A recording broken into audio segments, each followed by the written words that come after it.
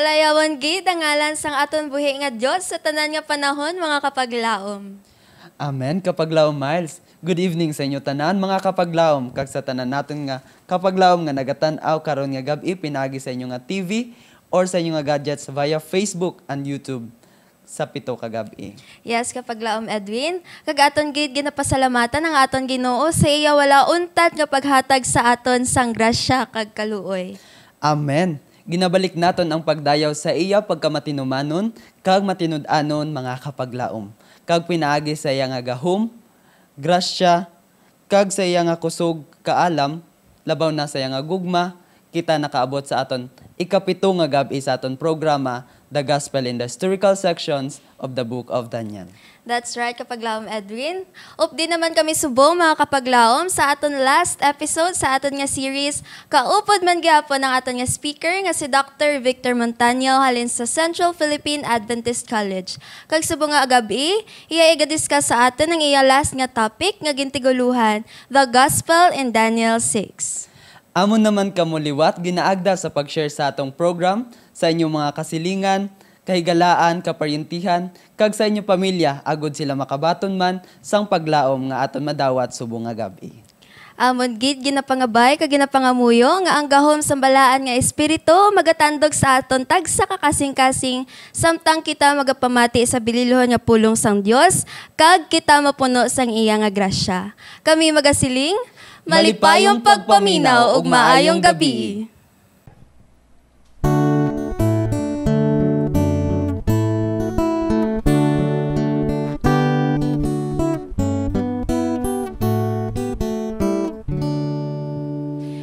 Standing by a purpose true, heeding God's command.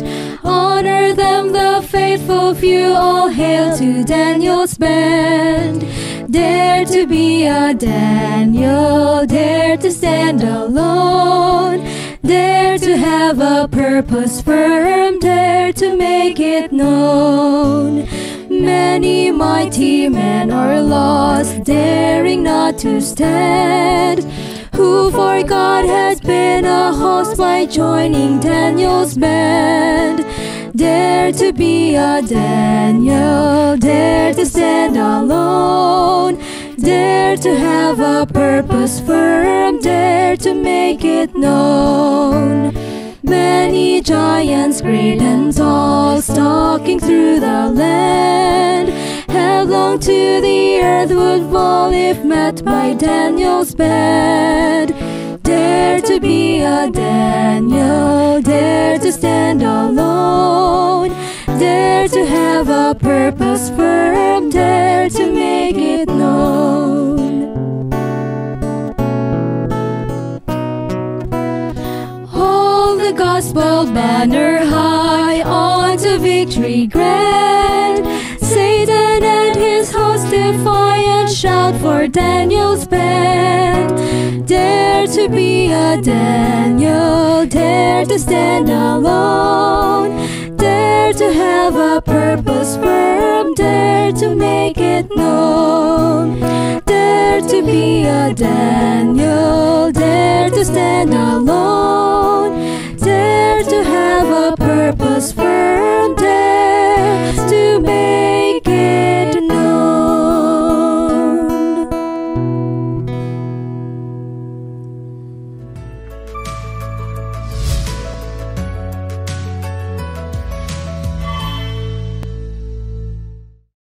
Mayang gabi sa tanan. Welcome naman mga higala, viewers, o ang aton nga mga friends sa atong programa sa karon nga gabi, studying the book of Daniel, the gospel in the book of Daniel. Sa karon nga gabi, atong pagatun-an ang usa na pan ka episode sa libro ni Daniel mao ang Daniel 6. Sa pagsugod nato sa aton nga pagtuon, ako kamong ginapangabay sa pagduko sa aton mga ulo para sa isa ka pag-ampo. Amahan namo nga langit nun, kanimo Ginoo gihatag namo ang pagdayeg sa imong hamili nga ngalan. Bangod sa imong pagpakamaayo, panalangin nga gibubo sa amon sa karon nga gabi. Daghang salamat Ginoo sa imong pakig-uban kanamong tanan, ilabi na sa imong mga bendisyon sa amo mga higala kag mga viewers nga nagapamati, nagatanaw nining programa. Hinaot pa Ginoo nga ang imong grasya magauban kanamo kanunay samtang kami magapadayon sa pagtuon sa imong mga pulong. Daghang salamat Ginoo sa pagtubag nimo sa among pangyupo sa ngalan ni Jesus kami nagaampo. Amen. Friends, viewers, nakahibalo ba kamo nga ang best love books or chapter in the book of Daniel is no other than chapter 6? Tungod kay ang mga kabataan o ang mga adults naganahan sa istorya na nuhod ni Daniel and also the lions, Daniel in the lion's den. Nakahibalo ba mo nga even Mahatma Gandhi, he learned a lot in Daniel chapter 6, especially this chapter. Tungod, it helped him believe that Daniel was one of the passive resistors that ever lived. You know, ang background sa story of Daniel in chapter 6 started with the story of the Medo-Persian Empire.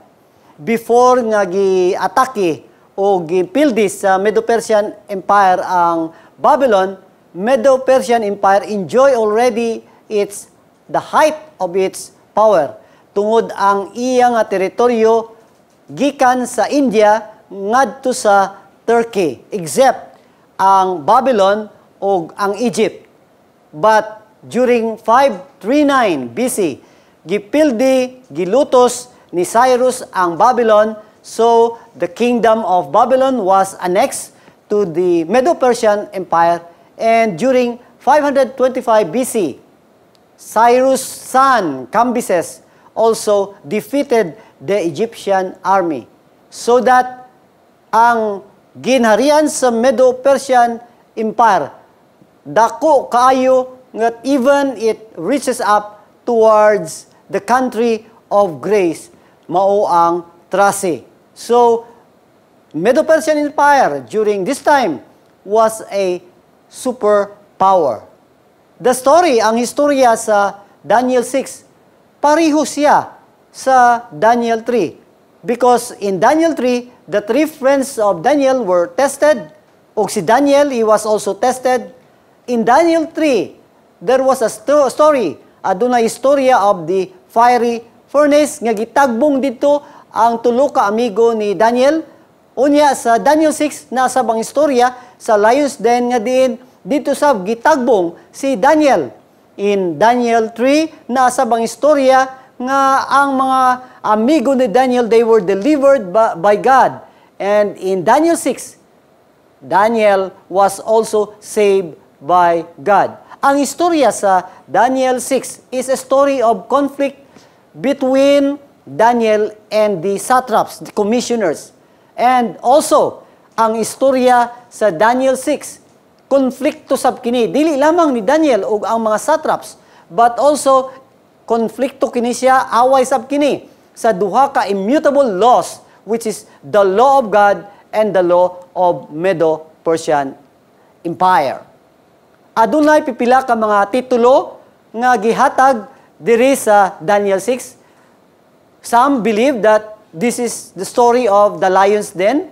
Ang uban nagatuo nga istorya kini sa deliverance pagsalba sa Ginoo sa kang Daniel, ug ang uban nasab nagatuo sab that Daniel was convicted yet without sin.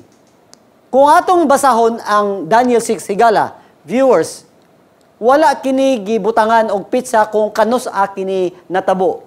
Probably right after the fall of the Neo-Babylonian Empire during 539 BC, mao kini ang date sa istorya sa Daniel 6. Atong mahibaloan nga diri sa Daniel 6, Cyrus was a tolerant emperor. Ginapasugtan lang niya ang iya mga nasakpan, ug unya he was generous also when it comes to the policy of Medo-Persian law, in which sa iyahang mga balaod, iyang ginasuportar ang mga local laws and also the religious activities of the people in his kingdom. Kung atong tanawon ang dagan sa istorya sa Daniel 6, atong makitaan nga kini nagsugod sa istorya nahon kang Daniel, who is the best satrap, ang pinakamaayo nga commissioner or opisyal sa Medo-Persian Empire. After this, o ang istorya sa iyang arrest o siya ginsentensyahan o gumani ini ang pagluwas kang Daniel diha sa kuko sa mga leon. After his release, ang istorya na sab sa mga nagpigos kang Daniel where they were also judged, and then after that the story of Daniel as the best satrap again in the chapter. Ang pagsugod sa istorya, abyan, higala, and viewers, nagasulti sa versikulo 1 that it pleased Darius to appoint 120 satraps over his kingdom. So nalipay si Darius sa pag-appoint, sa pagpili sa iyahang mga opisyales, 120 officials as satraps in the kingdom to be in charge of the whole kingdom. Kaning 120 satraps, they were to be in charge sa bilog nga ginharian sa Medo-Persia. You know, Medo-Persian Empire was divided into satrapy. Kaning satraps, equivalent kini sa ginatawag nga governors in ancient Median or Persian or Achaemenid Empire, or viceroy or representative to the king, nga aduna sila'y corresponding autonomy. Okay? So, they were not the king in the province, but they are the ruler. Sila ang mga pangulo sa probinsya in the name of a king. A sort of an administrator nga mao ang naga-impose sa balaod sa hari sa iyahang nasakupan. Ang work nining mga satraps or governor or representative or viceroy is to collect taxes. Mag-control sa mga local leaders niya ng probinsya nga sila nasakop. Mao ang pagserbisyo sab and act as a supreme judge of the province. Kining mga satraps, mao sila ang responsable sa peace and order sa probinsya, safety of the province, nga aduna sila'y mga kaugalingong sundalo nga mo impose of peace and order and to quell, to stop, or to put down rebellion. Murag sama ni Pontius Pilate during the time of Jesus, where he was the governor in charge of the province of Judea.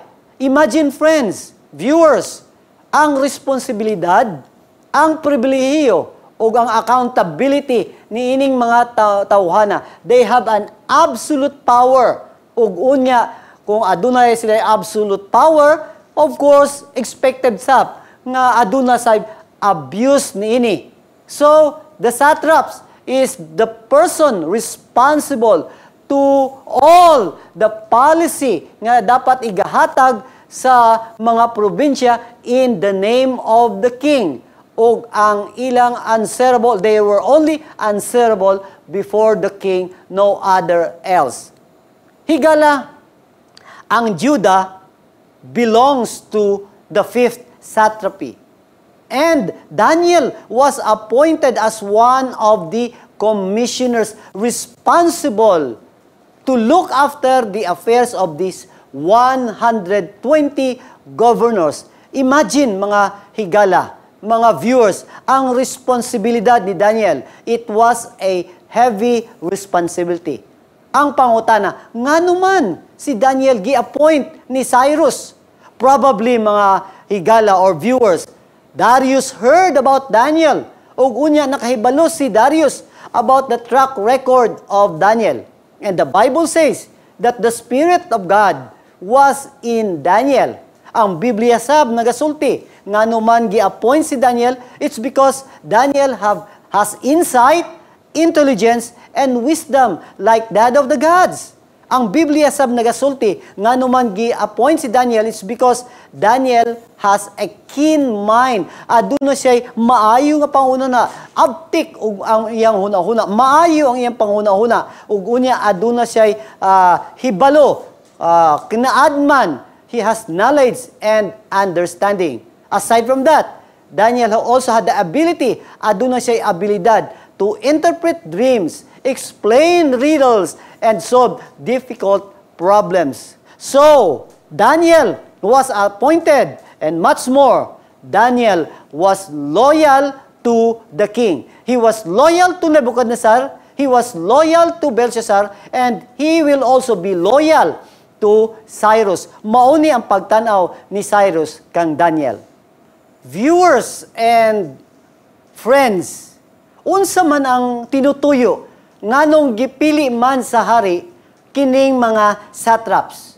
Ang sulti diha, so that these satraps be held accountable to them, to him, and that the king will not suffer loss. Ang purpose diay para ang hari dili siya mabangkarote sa pagdumala niya sa iyahang ginharian. Kung atong basahon ang bersikulo 3, nagasulti diri that Daniel began distinguishing himself. Nakilala, gipakita nga ni Daniel nga lahi siya sa uban nga mga satraps. He was the best employer of the kingdom because he has an extraordinary spirit in him. Nakitaan ni Cyrus nga lain gyud ug maayo kining si Daniel, makatilingala ang iyahang espiritu. Kung atong tan-awon ang performance evaluation ni Daniel, nagasulti ang Biblia nga he has an extraordinary spirit, meaning aduna siya ginatawag nga spirituality. Kani nga tema, igsoon, viewers, is a often repeated theme in the historical section of the book of Daniel. Kung atong basahon ang Daniel 4, nagasulti diha that the spirit of the holy gods is in Daniel. Sa kapitulo 5, nagasulti sab diha that the spirit of the holy gods is in Daniel. Kining phrase connects with the sentence or mga idea that Daniel, aside from having the spirits of the holy gods, he has insight, intelligence, not only intelligence, outstanding wisdom, not only outstanding wisdom, but have a keen mind, knowledge, and understanding. We have a gospel message here. Ang pangutana, mga viewers, what is a spiritual person? There are characteristics of a spiritual person like Daniel. Kung atong tanawon first, si Daniel, he was committed and he was faithful. Daniel was committed in 3 areas. Una, he was committed to maintain his own convictions. Nagatuo siya sa iyahang mga gituuhan. He maintained that convictions sa iyang mga ginapatihan. O gunya, wa niya kini gina-impose. He is not imposing it to others.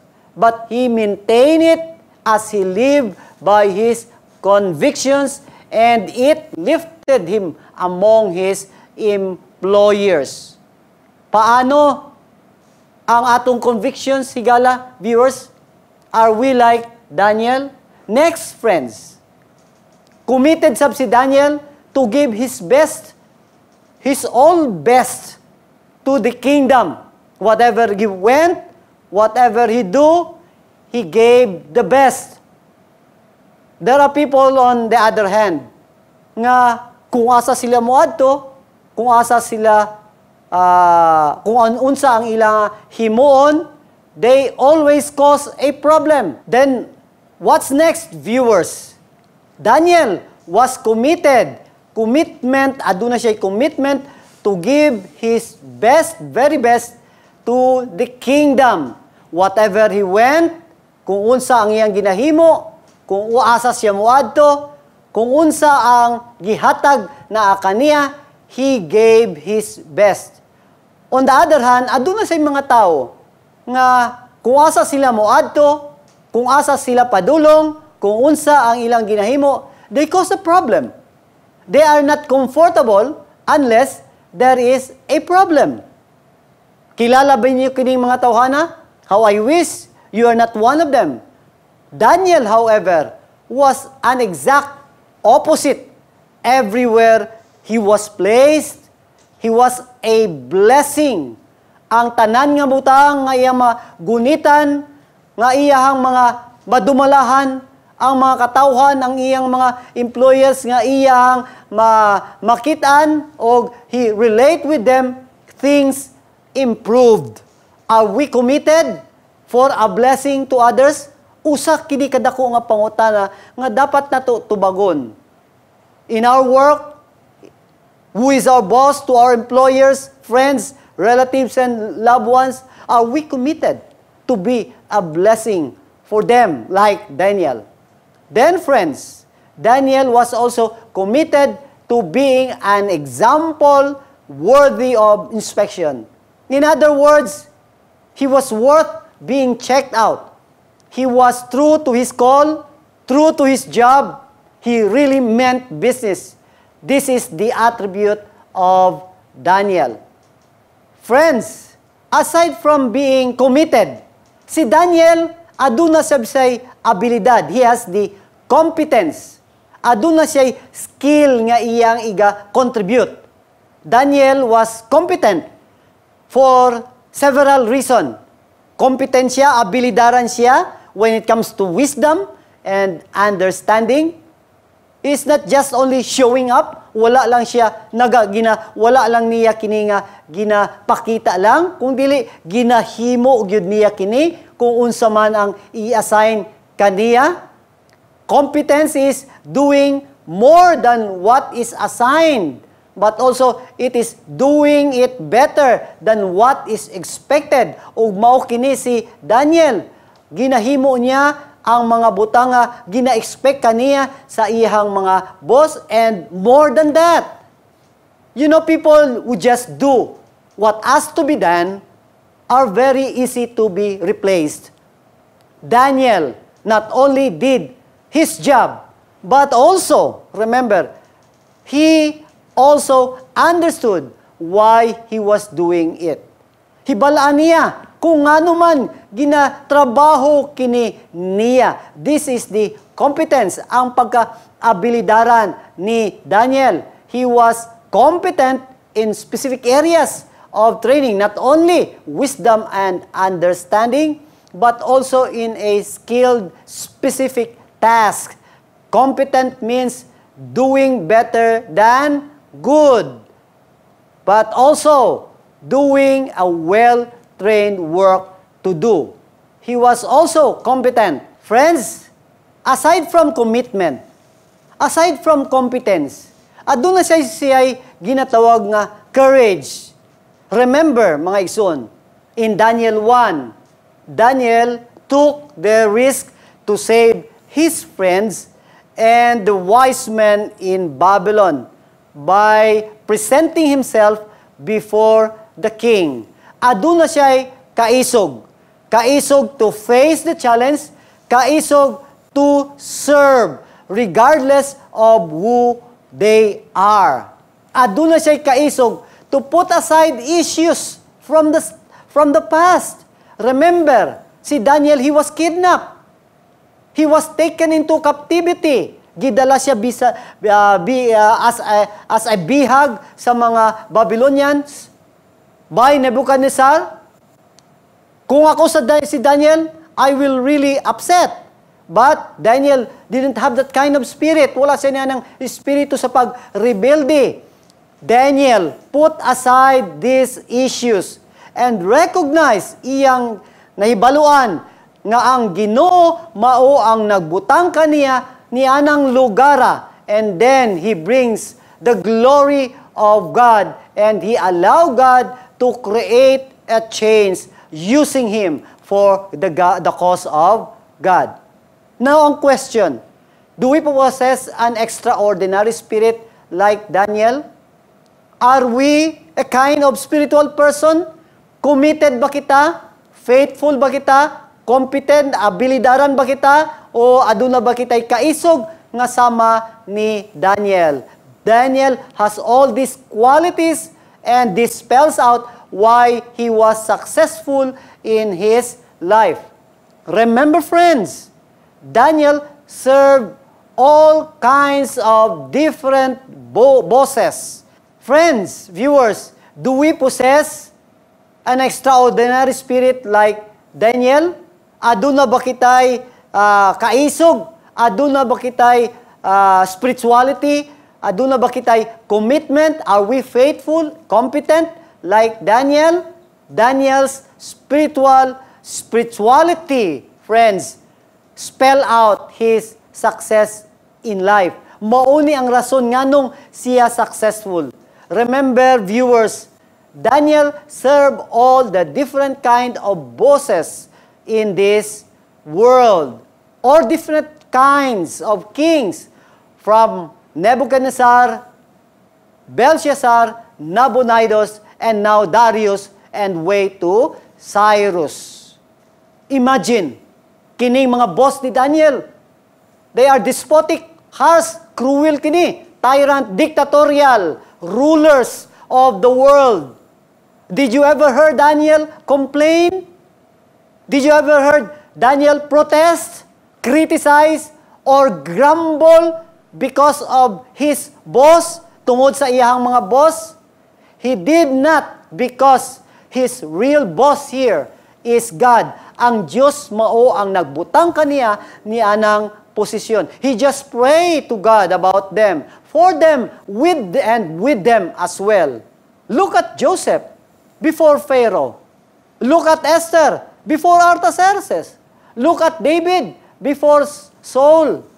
Friends, viewers, have you ever heard these people complain? Not at all.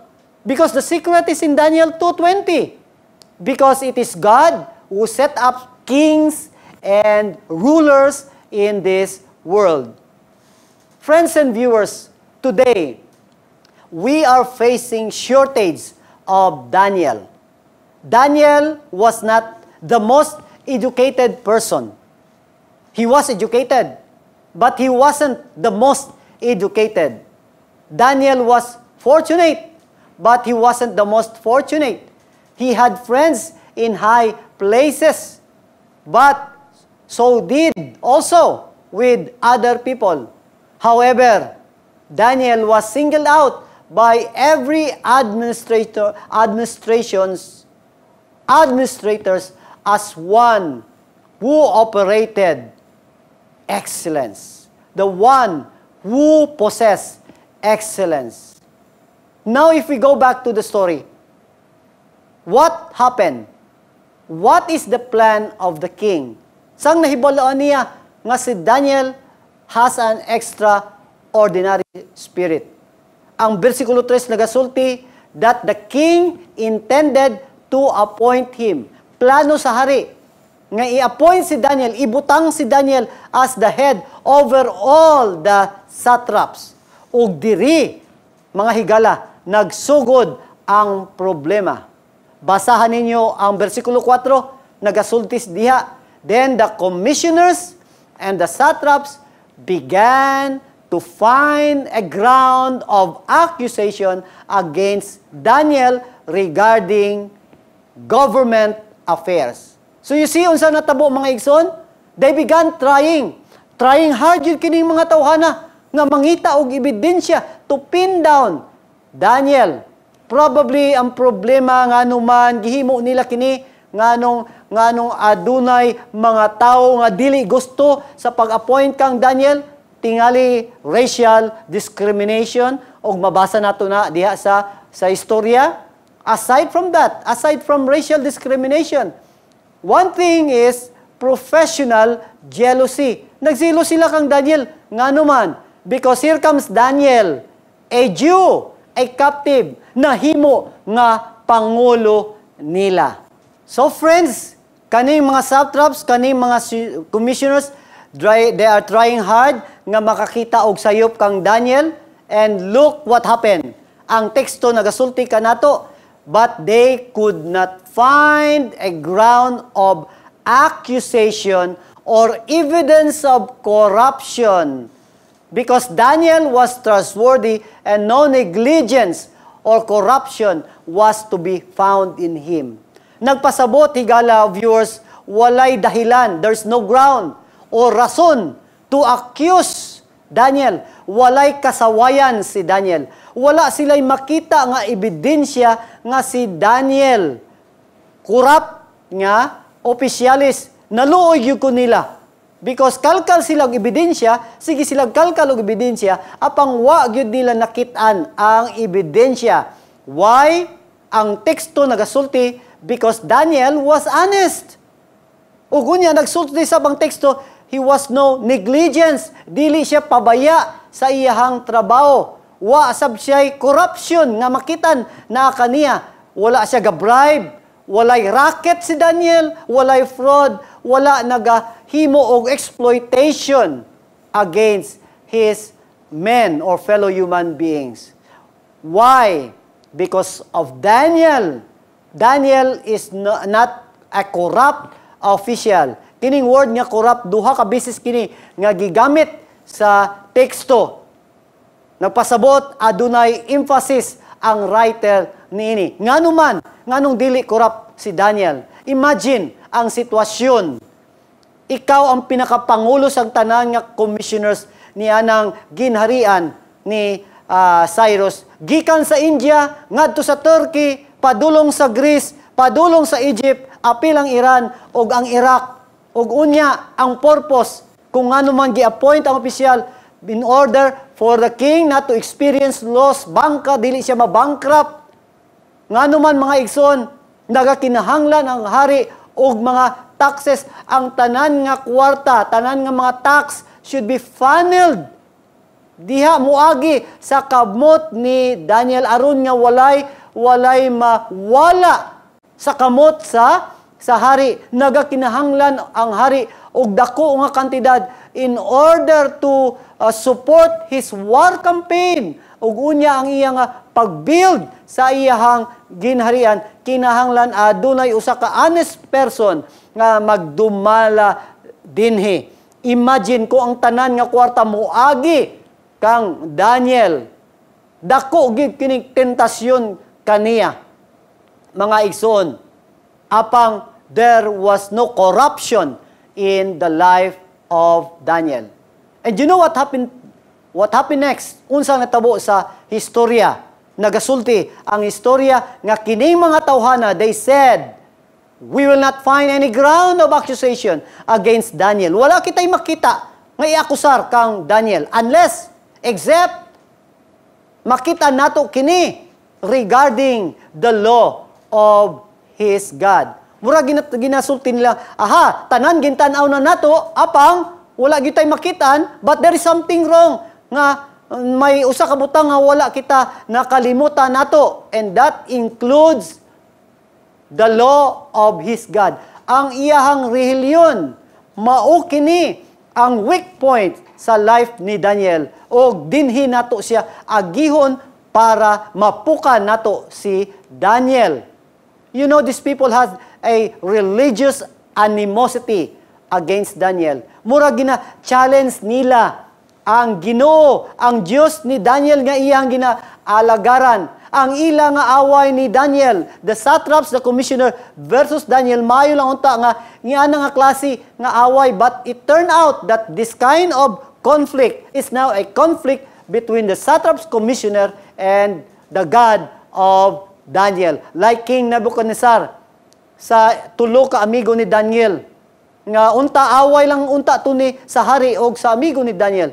But unsa ang gisulti ni Nebuchadnezzar, what God is there who could save you out from my hand? So gitranslate niya ang ilang away, a war between the king and the gods of the Hebrew. This is an attack against the God of Daniel. And an attack against the God of Daniel is always a repeated theme in the book of Daniel. And each time the pagans malign, harass, and attack Yahweh, the God of Daniel, they all fail because God is in control of the events. Now, kung atong basahon ang bersikulo 6, diya atong makitan ang planos niining mga opisyalis kung paano nila ipukanon si Daniel. Kining mga satraps o commissioners nagsulti diha nga they came by agreement to harass Daniel. Og unya, human ini, they consulted together, they discussed together, they come into agreement, murag nahitabo nga adunay combined forces nga natabo sa tanan nga partido dinhi sa ginharian sa Medo Persia. Nag-combine ang PDP Laban, ang Liberal Party, ang Nationalista Party, ang Partido ng Basa, nagkaisa sila against Daniel. And then ang second plan nila, human nga nagkaisa, they came into agreement, giplano nila, they go to the king. Nagpalaban sila sa hari. O gunya, gisulti nila sa hari, nga kinahanglan, adunay balaod nga paga-permahan. Nagsulti siya sa versikulo 8, Now, O king, establish an injunction and sign a document. Sign a document. Okay? Now, what happened next? Viewers, ang second plan nila is in verse 8. Nagasulti diha that they visited the king, giadtuan nila ang hari, ug nagpalaban sila sa hari. Naghimo sila og balaod nga kinahanglan masaynan sa hari ug kung kinsa man ang mulapas niining balaod pagasilutan siya og kamatayon. Darapan unsang natabo sa bersikulo 9 nagasulti diha nga adunay initial success sa ilang plano. Nganuman si Darius iyang gipirmahan ang document, ang balaod. You know, King Darius, murag maluoy ko kang Haring Darius. Kay nga naman, he was unaware. Wa siya kay balo sa plano nining mga satraps of commissioner. It sound good to the king. Murag, sakto kini, maayo kini. Tungod kay ang balaod, alang man sa iyahang ginhaharian. Mga igsoon, na murag na linlang din si Cyrus. Apang mao kana, gipirmahan. Human sa pagkapirma. Kung atong basahon, padayon basahon ang istorya sa versikulo 10 nagasulti diha nga si Daniel, when he learned the signed document, he entered into his room, and what happened? He continued praying, kneeling, praising God as it was his custom. Daniel learned the signed agreement. Nakahibalo siya nga gipirmahan na sa hari. He was an official. And he knew, kahibalo siya sa implication, nga kung dili niya sundon, igatagbong siya sa leon. But he continued kneeling, praying, and offering praise before his God. This is his daily religious devotion. Sumala sa iyahang ginahimo previously. Iyaha kining practice. Iyaha kining life. This is life consistency of Daniel. Ang pangutana, viewers, kumusta man ang atong religious devotion sa Ginoo? Are we consistent like Daniel? Unswavering ba or unfailing ba ang atong religious devotion even at the point of death? It is okay to serve the Lord when life is fine. Remember that. It is all okay, fine, good to observe the Sabbath when we enjoy religious liberty. But it's different when there is something at stake. When life is at stake. Makapadayon ba kita sa pagsimba sa Diyos? Magapadayon ba kita sa pagserbisyo sa Iha? Padayunon ba nato ang atong nga debosyon diha sa atong Ginoo? For Daniel, friends and viewers, no amount of Persian laws that could deter him or stop him from his relationship with God. We need to keep alive in the midst of persecution. We need to keep our devotion in the midst of hardship. You know, kung atong basahon ang versikulo 11, nagasulti diha, nga aduna sila'y third plan. And this third plan is in verse 11. These people, these men, came by agreement. They spied at Daniel, ug unya, nakakita agad sila og ebidensya nga nagaampo si Daniel. Nakitaan yun nila ang ebidensya. Human ini, nangadto sila, they came by agreement, they found Daniel, adunay konsabahan, nga nagaampo sa versikulo 12, nagsulti sila, they reported this to the king.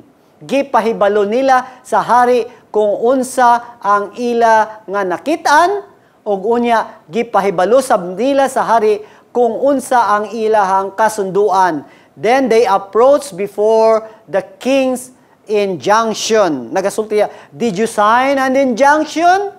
Nga kung kinsa gani, o did you sign a law? Nga kung kinsa gani ang magasimba, igatagbong sa leon, mga igsoon, positibo ang tubag sa hari.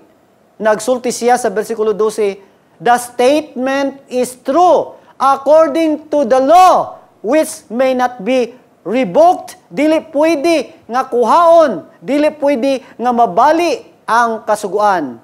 Og unya, ang versikulo 13 nagasulti diha, nakit-an namo ang usa ka tawo kana si Daniel, one of the exiles from Judah. You see, ang discrimination, ang pagkilala nila kang Daniel, dili isip pareho nila nga commissioners or pareho nila nga opisyalis, but one of the exiles from Judah. Ug unya, unsa pagid gidugangan pagid niya.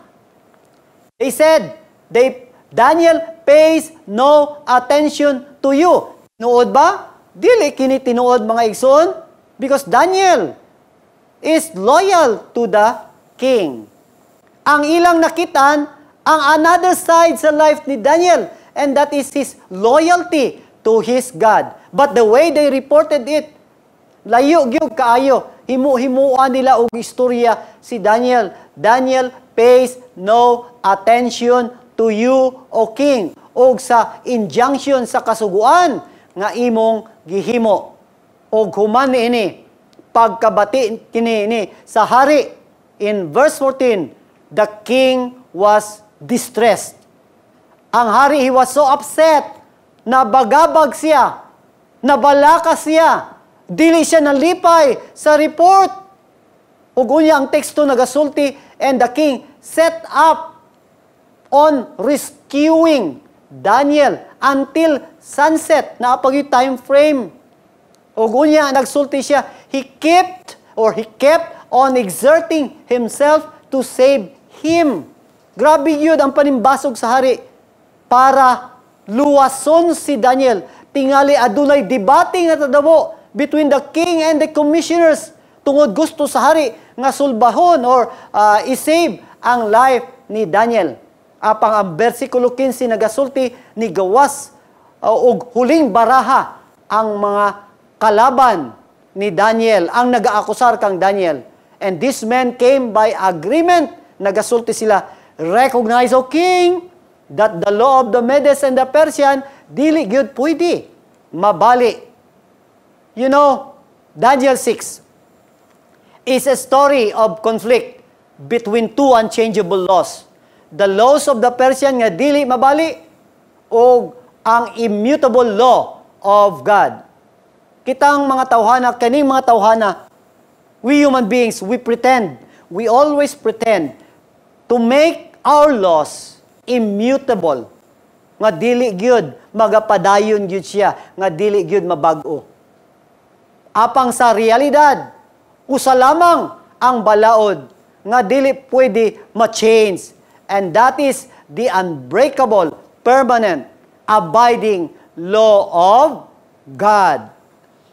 Then, Kung padayunon na ito basahon ang istorya, ang hari, sa versikulo 16, naghata og mando.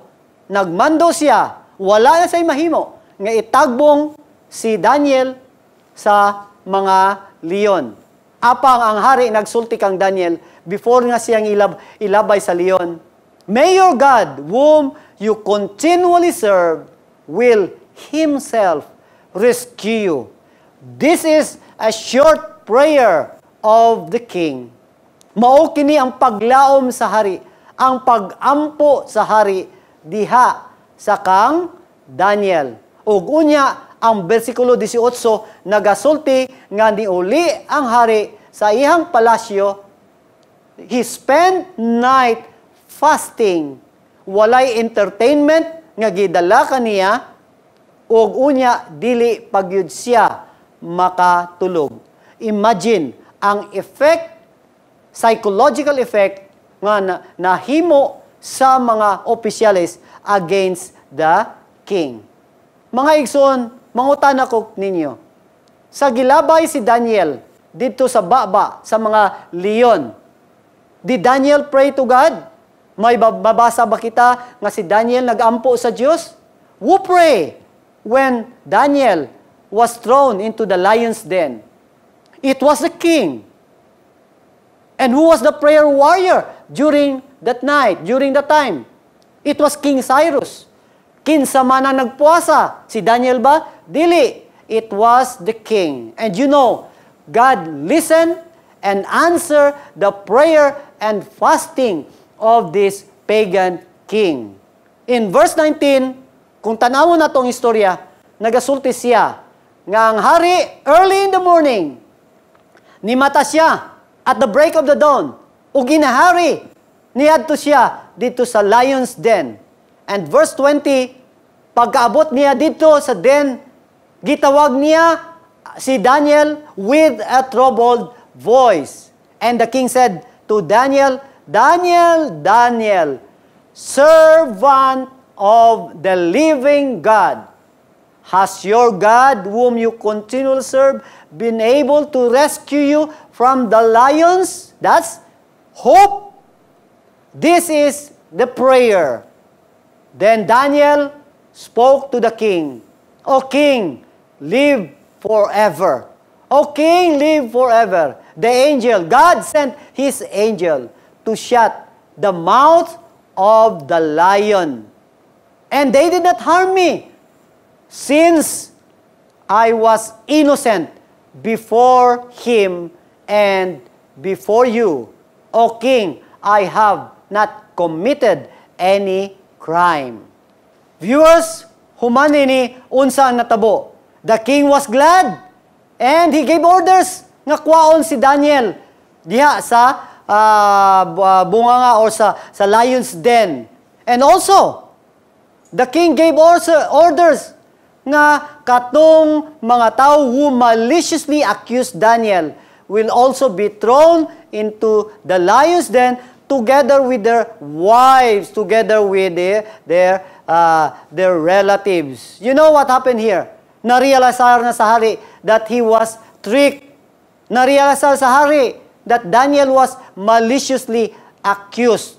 Apa nga doon ako'y pangutana nga naman na involve ang pamilya nining mga tawhana. Let us remember that we are dealing with a despotic ruler during the time.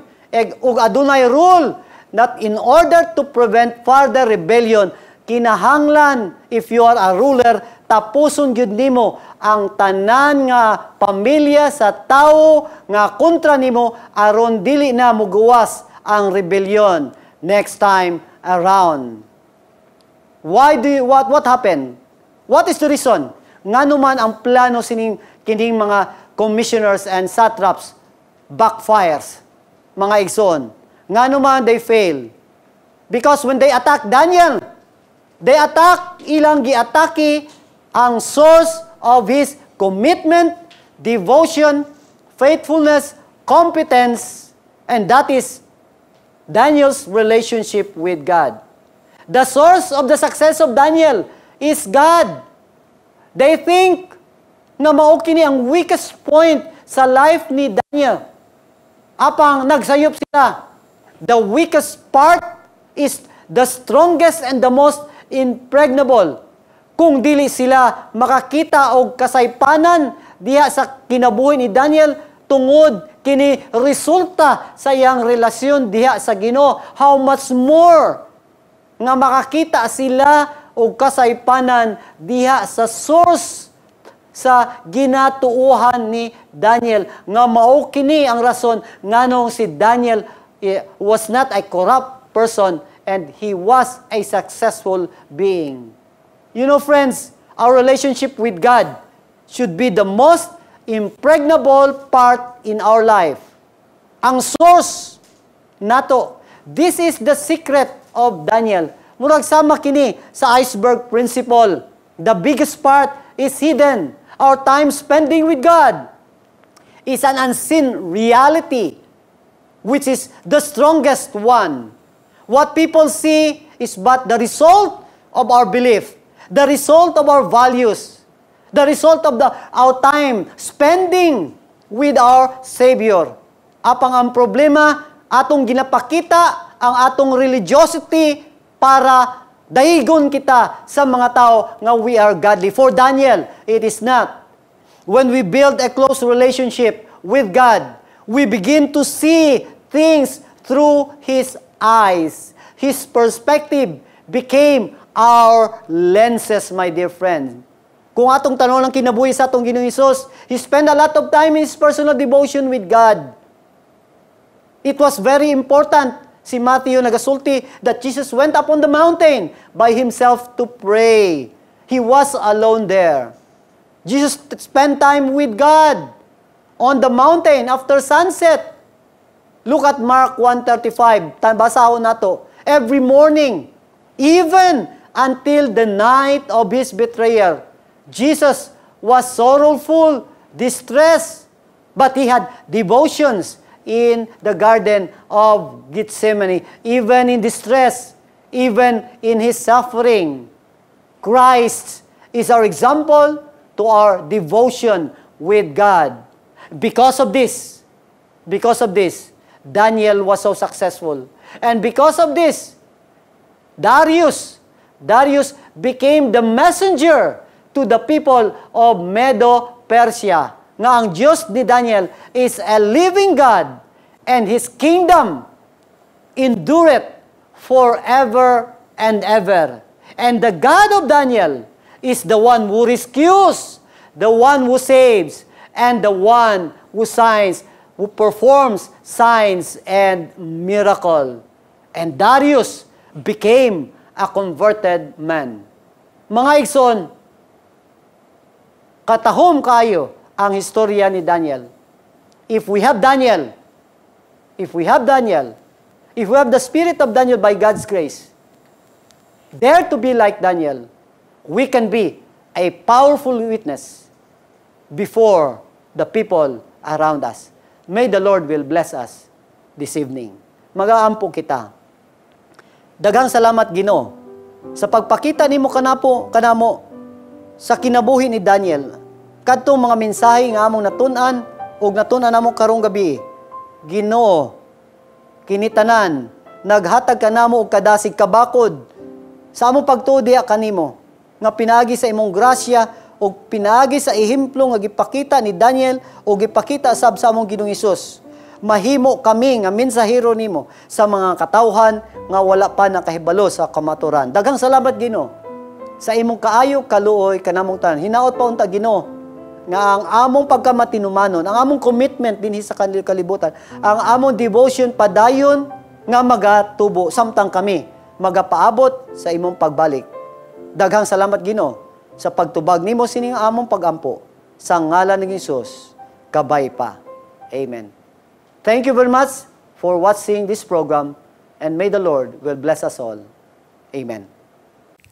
Amen! Praise the Lord, mga kapaglaom, sa mga pulo nga ato na ambit sa subo nga kagabihon. Yes, kapaglaom Miles, dalayawon gid ang Dios sa paglaom nga iya gipaambit sa aton. And I pray nga ang tanan naton nga viewers sa bilog nga semana na blessed sila sa mga mensahe nga ilang nabatian, nga dili lang ini gipadala sa atong Dios sa kay Daniel kundi sa aton man. Amen. Kapaglaom Edwin, praise the Lord kay siya nagbilin sang iya mga pulong sa Biblia para kita magiyahan kag kita magkabalo sa aton panglakaton diri sa kalibutan. Yes, kapaglaom Miles. Sa pito kagabi mga kapaglaom, aton nabatian ang puno sang paglaom nga mga pulong san aton Dios. Kag aton gid pa salamatan ang aton magsusulti nga si Dr. Victor Montaño halin sa Central Philippine Adventist College. Aton man ginapasalamatan ng aton mga kapaglaom nga nagapadayon sa pagsuporta kag pag-share sa atong programa via Facebook and YouTube. Kag sa aton mga kapaglaom nga nagpadayon sa pag-imbitar sa ilang mga kasilingan sa paglantaw sa atong program sa GSAT Channel 37. Yes, kapaglaom Edwin. Again, mga kapaglaom, you can watch this episode again. Kag ang mga nagliligan nga episode diri sa aton nga Facebook page, kag sa tanan nga Facebook pages kung di naka-cross-post ning aton nga programa. Kami nagalaom mga kapaglaom nga mag-inupdanay naman kita liwat sa mga masunod pa nga program diri sa Hope Channel. For your prayer requests, comments, and suggestions, pwede gyapon kamo makapadala sa aton hotline numbers nga makita sa inyong nga screens. Madamo gid nga salamat mga kapaglaom sa padayon nyo nga pag-upod sa amon. Let us dare to be like Daniel. And witness the strength of God Here on the Gospel and the Historical sections of the Book of Daniel. This is Miles Kimberly Gicalde. And Edwin Rollo. Sharing love, changing lives.